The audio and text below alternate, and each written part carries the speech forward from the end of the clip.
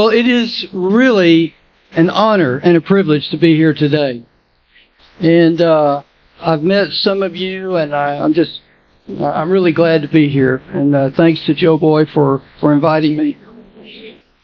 Holding on, letting go, and maintaining balance. The subtitle for this talk is Ladder Climbing and Lofty Living. Got a ladder here just to have it in front of us. I'm not sure ladders get the recognition they deserve. Ladders extend your reach. They enable you to go to the next level. And unlike stairs, ladders can be moved, so you can use them wherever you want. Where would we be without ladders? Got a little feedback, so it feels a little hot up here on the mic. I'm sure you've climbed a ladder, but I wonder if you've thought about the skills required to climb a ladder. That's what I'd like us to look at today. The first ladder climbing skill is positioning. The church I pastored in New Jersey, my first church out of seminary back in the 70s, was building a new place to worship. One day I walked over to the new building just to see how things were coming along, and the only person working was a painter. He was on a ladder about 12 feet from the floor, and he was painting a wall. Just as I turned to look at another part of the room, I heard a loud groan and an extended, "Oh no!" I turned around just in time to see the bottom of the ladder slide out from under the painter, causing him to go crashing to the floor. That day, right before my eyes, I witnessed the wisdom behind the expression, "as easy as falling off a ladder." This was a case of poor positioning. The painter had positioned his ladder on a sheet of masonite with some material smooth enough to let a ladder slip. Shaken by his sudden fall, he told me that he had cautioned himself before going up on the ladder about the slippery masonite, but he had ignored his inner voice. Skill number one for climbing a ladder is positioning. Another important skill for ladder climbing is focus. Climbing a ladder, and this ladder goes up, it could go up to the ceiling, or you stretch it out, it goes way up, real long. So you're 15 feet up on the ladder. That's not a time to be thinking about something else. It's not a time to check your cell phone for messages. When you're climbing a ladder, you want to be focused. You want to be thinking about climbing the ladder. It's not a time to look down and think, well, what would it feel like if I fell? No, you need to be in the present moment when you climb a ladder. Another important ladder climbing skill is holding on. You grab a rung of the ladder with your hands, and you hold on as you bring your feet up to the first rung at the bottom of the ladder. You repeat this process so you can move upward, each time holding on to an upper rung with one or both hands as you step on the next rung below, one foot then the other. If you do not hold on to the rungs of the ladder as you climb, you will surely fall. Another important ladder climbing skill is balance. When you climb a ladder, it's important you not stretch too far out this way or too far out that way. You might stretch to reach that golden apple or that little one thing you just for a second, but be careful, because if you go too far, you'll lose your balance and you will fall. So we have 4 ladder climbing skills: positioning, focus, holding on, and balance. But there's another, less obvious skill that is essential for climbing a ladder. It is the ability to let go. Climbing a ladder is a process of holding on and letting go, holding on, letting go. If all you do is hold on to the ladder, your altitude will never change. To climb a ladder successfully, you must learn how and when to let go. Climbing ladders can teach us a lot about living, because life often requires the same skill set. Positioning, being in the right place. Focus, being fully present in the moment, holding on to our significant relationships, holding on to our values and our dreams, holding on to the things that are near and dear to us. Balance, work, play, exercise, rest, vocation, family. And in life, as in ladder climbing, letting go is an essential ability. And of all these ladder climbing skills, letting go may be the most elusive. So I want to talk about some specific aspects, areas of life where we might practice letting go. But let me add something before I start this delineation. The concept of letting go is mentioned in Hinduism, Buddhism, Islam, and Christianity. And with each religion, letting go has, I guess, a little bit different meaning. I'm more familiar with what it means in Christianity. But I want to say at the outset, I am not talking about, when I say letting go, I'm not talking about anything magical or mystical. I'm not talking about magic. I am not talking about some spiritual power. I am talking about how we are made and how we work. I do not believe in an afterlife. I do not believe in a human soul. I am secular. I am rational. So I want to get that clear up front. Let's take a look at parenting. Remember the first day, parents, you brought your baby home? For me, my oldest son was born in New Jersey in February. It was very cold outside. The snow had been pushed back to the sides of the roads. And I remember taking this, when it was time to go from the hospital, I remember taking this little bundle of a baby to the door of the hospital and thinking, how can we take him outside? Somehow we got through the door and it seemed already that he was out of place, already that he was in a hostile environment and that he might be hurt in some way. He was totally dependent on us for his protection. We put him in the car. Suddenly the car seat seemed somehow inadequate to protect him. As we drove along the streets on the way home, there were cars in the oncoming lane, but today these cars seemed too close, and I wondered what would happen if one of them looked away and veered over into our lane. And I remember thinking, as I looked at the highway and saw that there were slick places from the previous snow, oh, what risk we are taking with our newborn child. How can we be taking our baby anywhere in a car? And after what seemed like one of the longest drives ever, we arrived home and took him into the safety of our house. In the following weeks and months, we gradually became more comfortable with the task of being parents. But at each stage of his life, letting go, well, it was never easy.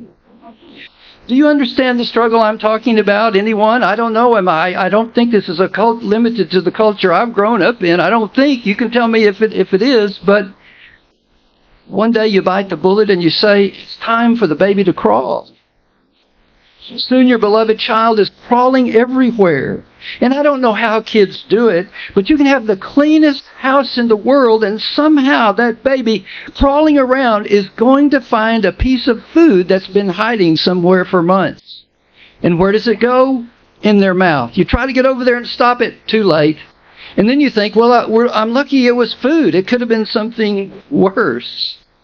Eventually, you have to let them crawl and then walk. And when my son had just learned to walk, one day a babysitter was helping my son out the back door. And I was standing about 20 feet away watching, and he was just learning to walk, and he was standing on the top of a step, and there was about a 6-inch drop under the porch, and I looked in dismay. The babysitter let him go for just a second, and he fell. He fell not like this, but down 6 more inches. He fell on his face. I rushed over. He was bleeding. He'd landed on his nose. He got over it, as it turned out. No permanent damage. But what a vulnerable, helpless feeling. But that's how it is. You coax the baby along for a few halting steps. But if you want them to learn to walk, you've got to let them go. You can't carry a child in your arms forever. Before you know it, they're off to school. And as much as you would like to go with them and sit there with them and make sure nobody bothers them or bullies them or anything goes wrong. You can't. And you got to let them go to school by themselves. It's another form of letting go. The years pass quickly, and one day they get a driver's license. You watch them get behind the driver's seat. You hear the tires squeal, and you watch the car disappear. Now you're really letting go. And one day they go off to college, or they go off to live on their own, and there's a knot in your stomach and a pain in your heart. The ultimate letting go is what we could call the blessing. Most of the time, at least here in the U.S., it's not a formal ceremony, but sometime in the early years of adulthood, there needs to be a kind of letting go that involves the parents saying in one way or another, "You're okay, you're ready for life, you have our blessing, we believe in you." This is the ultimate letting go, and it's something every person needs from mom and dad. Not all parents learn how to let go. Some keep holding on. It's like the guy who was awakened by his mom one day, and she said to him, "Honey, it's time to go to school." And he said, "Mom, give me 2 good reasons I should go to school today." She said, "Well, number 1, you're 45 years old, and number 2, you're the principal of the school." If you don't let go little by little, if you hold on too long, then it gets really hard for your child, who now may be an adult, to launch, failure to launch, to go out there on their own. We hold on because we love them, but in parenting, as in so many areas of life, we never really learn to take hold until we master the art of letting go. Another area where letting go is crucial is leadership. A key element of leadership is the ability to hold on. To hold on to your goals, to hold on to your direction. A certain amount of control may be necessary as a leader. Setting a pattern, making a plan. This is the way we do it here. Holding a person accountable, checking up, monitoring, and evaluating are all important parts of leadership. But there's another element of leadership that must not be neglected, and you can by now guess what it is. It is letting go. If I'm a leader and I do not know how to let go of people who work with me and under me, the organization I lead will be restricted by my limitations. And those people who work with me will be suppressed. There will be a weight on their shoulders, for they are restrained and they cannot function at their full potential. The most effective organization will be the one in which there is a clear sense of direction. This is who we are. This is where we're headed. These are the guidelines for how we operate. But within those guidelines, there is some carefully measured range of freedom for each individual to exercise their own ability, to take their own initiative. This is the kind of organization that will make a difference. An organization led by leaders who know how and when to let go. In leadership, as in so many other areas of life, we never take hold until we master the art of letting go.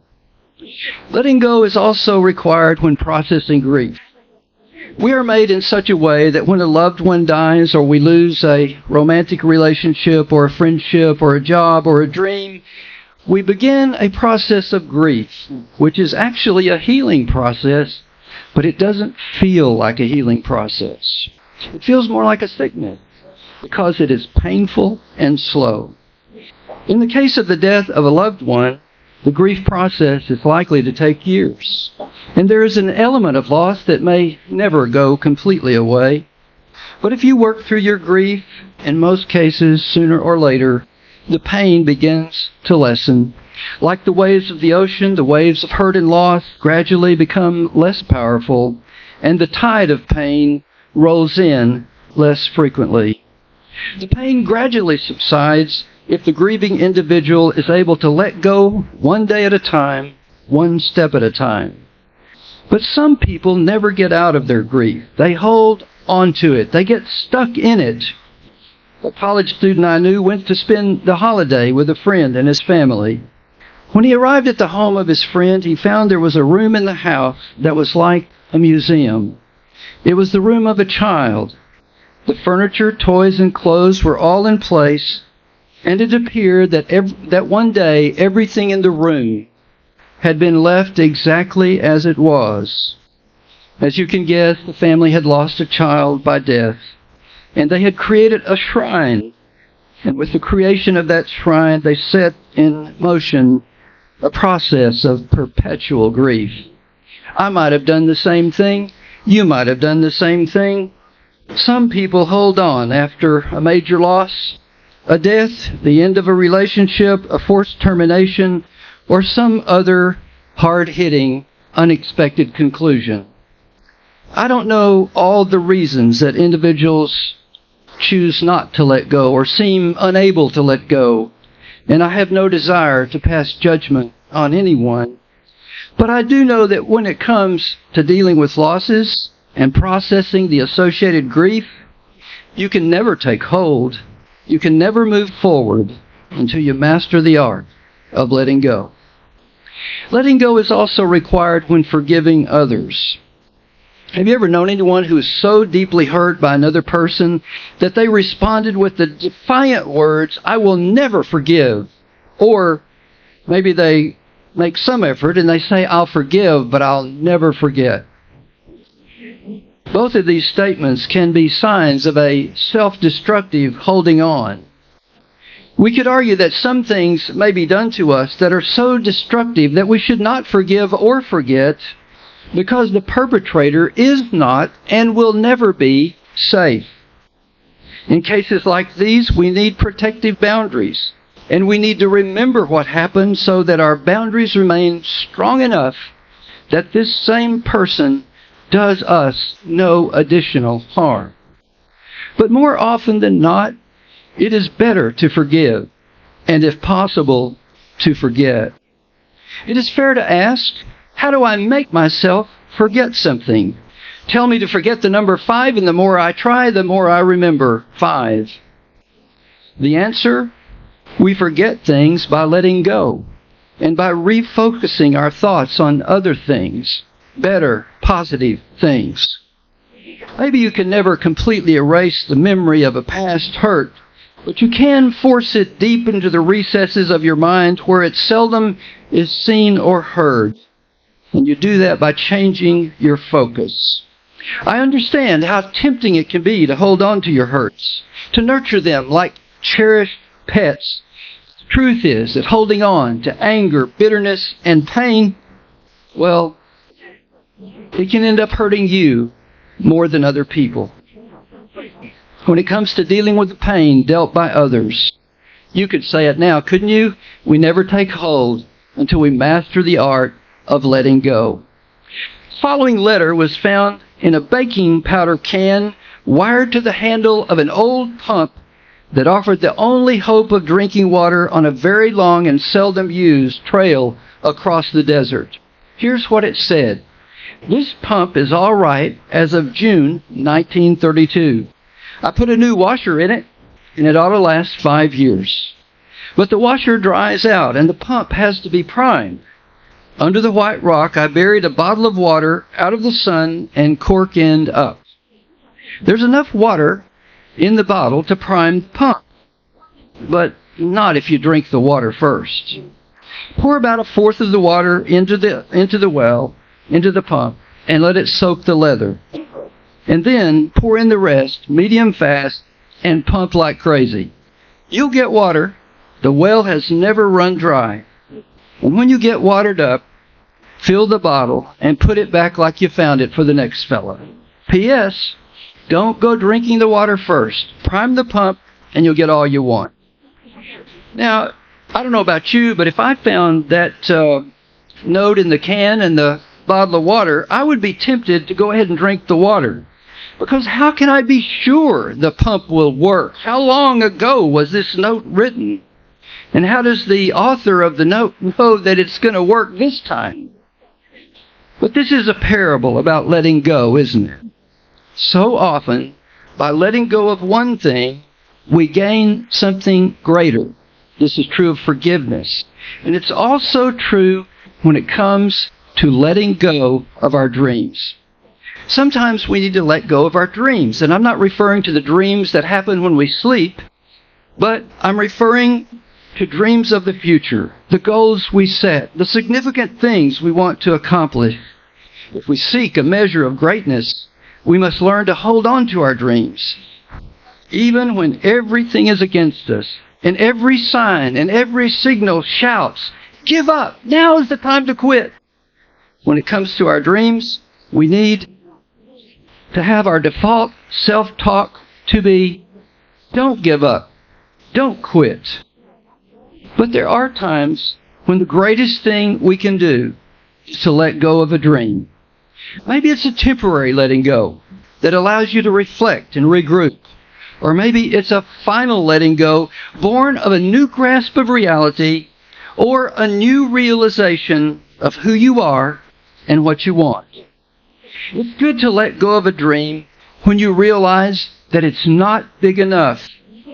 It's not challenging enough. You are bigger than this dream. You are capable of more. It's a dream that needs to be replaced with something better and bigger. It takes wisdom, courage, strength, and sometimes the counsel of others to evaluate our dreams. Should I hold on or should I let go? But don't forget that what is true in so many other areas of life is often true in regard to our dreams. Take hold. You must master the art of letting go.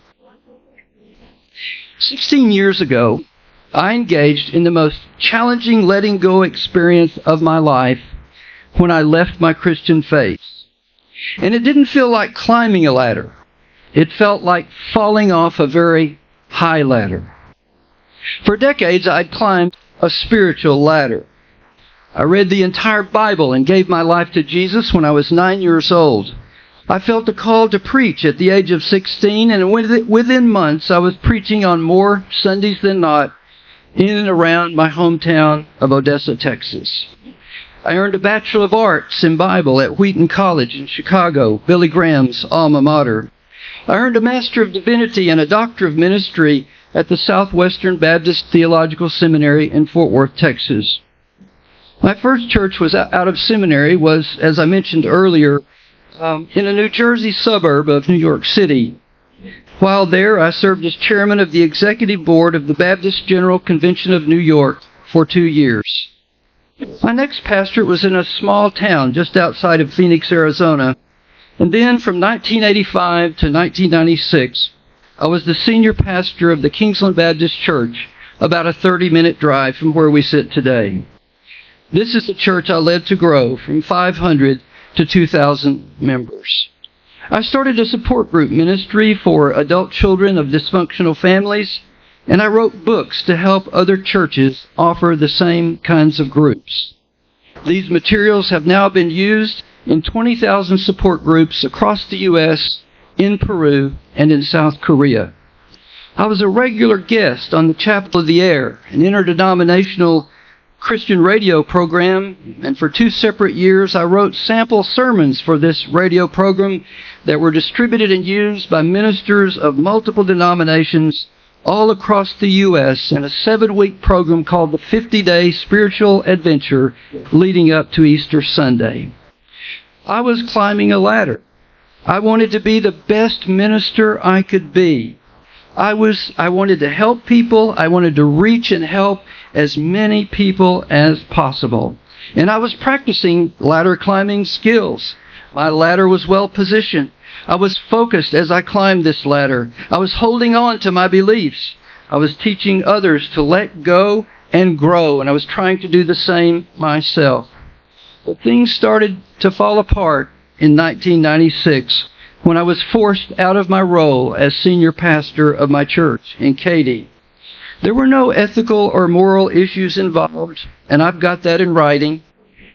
It was a small group that forced me out. How could I describe them? Well, I would say this. If the politics in our country go a certain way, and it becomes the law of the land that you must do what a right-wing conservative Christian believes you should do, or you're going to jail, they would love it. So maybe that helps you know a little bit about them. I could have stayed. I learned right at the end, before I was about to finalize my resignation, that 80-90% of the people supported me. It was a small, sort of surreptitiously operating group. But by then I was sickened by what I'd seen, and I was burned out. I continued as a Christian writer and speaker, talking about support groups in my book, Making Peace with Your Past. And I found other ways to make a living for a while. In the internet boom of the late 90s and early 2000s, dial-up internet. Remember that? The dial tone and the noises? Well, I was one of the 4 national sales directors for FlashNet marketing based in Fort Worth in the late 90s. And for a while I thought I was going to get rich. I was actually starting to make a lot of money, but what was it called? ISDN, which we used to think was high-speed internet. The high-speed internet thing killed it, so that was that. I started my own custom software development company after teaching myself how to work with database software and later web-based applications. And this has been my primary source of income for almost 30 years. Through many ups and downs in the years after losing my pastoral ministry in 1996, I eventually found myself personally broken. I was hurting deeply. I was alone. And I looked for a church. I wanted to find a church that could give me the kind of help that I had worked hard to provide to so many others. But during that search, somehow, a voice in my head that had long been a whisper got louder and louder. And hear this is really important. It wasn't that my feelings were hurt. I'm tough. It wasn't that I was disillusioned. This voice in my head was saying, what you have believed all these years doesn't work. And the reason it doesn't work is because it's not true. And I'd been storing away over the decades, I couldn't help it, sample after example of how the gospel, the good news, didn't work as advertised. Somebody would get born again, you get real excited about, but then something happens and they fade away. Oh man, we could go on all day about this. The Bible has an answer for everything. Christians have an answer for everything, but it's always your fault. I guess that's common to religions. If it's not working, it's your fault, not God's. God doesn't make mistakes. My deconversion was in progress before I knew the Word. It was a slow process. It took years. I announced it one day. I think it was 2008. Unfortunately, I didn't write it on my calendar. I was going through many transitions then. I invited a high school friend to lunch. He had been an atheist in high school, and I had witnessed to him for Jesus Christ for decades, trying to get him to convert. He never did. And so I felt it was appropriate that I invite him to lunch. His jaw dropped when I told him the news. He was speechless when I said, I no longer believe in God. I let go of the belief system I'd been holding on to since I was 9 years old. And this was a letting go that led to a grieving process. And if you've deconverted, I hope that you have or will acknowledge that this is a loss that must be grieved. Unless you were just very marginally involved in your religion. It was a letting go that ultimately required forgiving myself and forgiving others. It was a final letting go of a lifetime of dreams, and it was a letting go that included no promise of things getting better or greater. But ultimately, it was a good choice. It was a good choice because it was the right choice. And it was the right choice because positioning your ladder on a foundation of truth is always the best thing to do. When I was in seminary in Fort Worth, Texas, I had a part-time job as a youth minister in Memphis, Tennessee.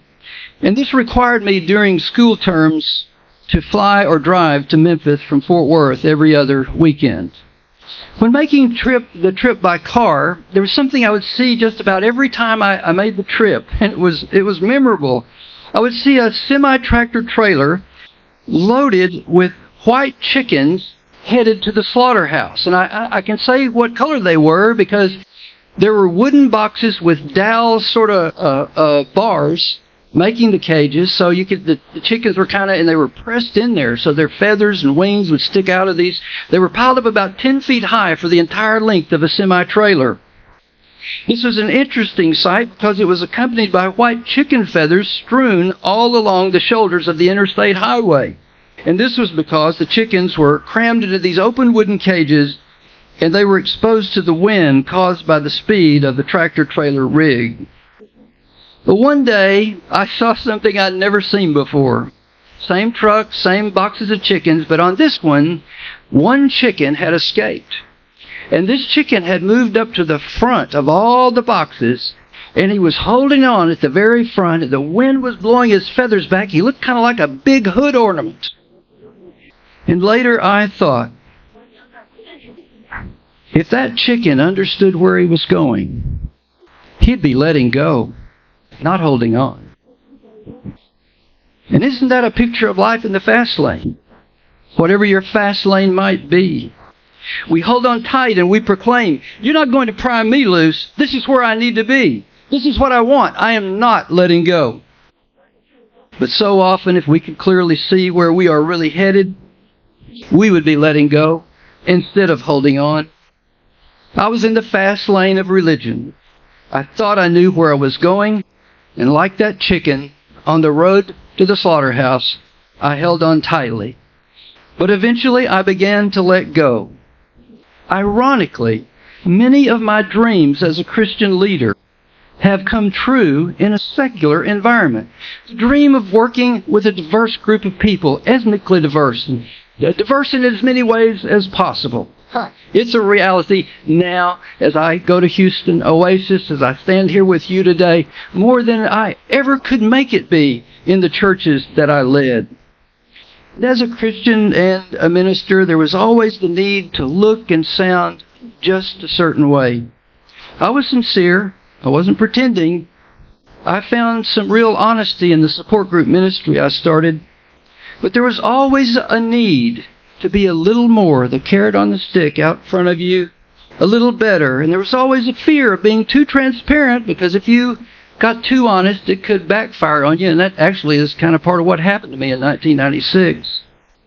But now, as after the Joe Boy's talk this morning and other comments, now as a level 6 Richard Dawkins atheist, and as a secular humanist, I'm climbing a ladder with a different name. I live at a higher level of honesty and transparency. I still care about other people. I still seek to be a good person. I'm still accountable to others. Positioned where truth has led me, I have found a new freedom to choose my focus. I have found a new freedom to decide what I need and what I want to hold on to. I accept the challenge of continued growth and balanced living. And I have come to love and like this me, this secular me, and consider it the best version of myself to date. In our secular communities, those of us who are ex-believers sometimes struggle with how we as a group can find our focus together when, well, it seems like the main thing we have in common is what we don't believe. But please take note of one more very important thing we have in common.